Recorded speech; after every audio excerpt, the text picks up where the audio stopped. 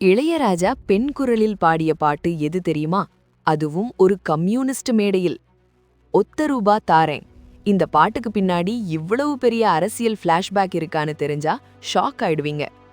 1996இல் கஸ்தூரி ராஜா இயக்கத்தில் வெளியான நாட்டுப்புற பாட்டு படத்தில் வரும் இந்த பாடல் இன்றும் கிராமிய இசையின் அடையாளம்.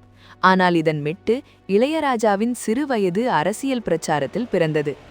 இளையராஜாவுக்கு இசையார்வம் வர காரணமானவர் அவர் அண்ணன் பாவலர் வரதராஜன்.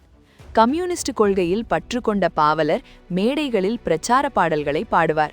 அப்போது ராஜா சாருக்கு குரல் உடையாத பருவம் என்பதால் பெண் குரலில் பாடுவதற்காக அவரை அழைத்துச் செல்வாராம்.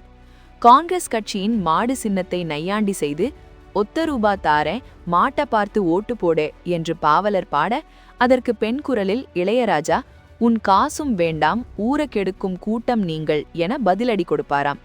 இப்படி 10 ரூபாய் வரை ஏலம் விடுவது போல நீளும் அந்த பாடல்தான் பின்னாளில் ஒத்த ரூபா தாரன் பாடலாக உருமாறியது. அரசியல் களத்தில் பாடப்பட்ட ஒரு மெட்டை திரையில் காதலர்களின் ஊடலாக மாற்றிய இசைஞானியின் மேஜிக் இது. இந்த ரகசியம் உங்களுக்கு முன்னாடியே தெரியுமா? கமெண்ட்ல சொல்லுங்க. தமிழ் சினிமா அப்டேட்ஸுக்கு தமிழ் காலி சென்ட்ரலை சப்ஸ்கிரைப் பண்ணுங்க.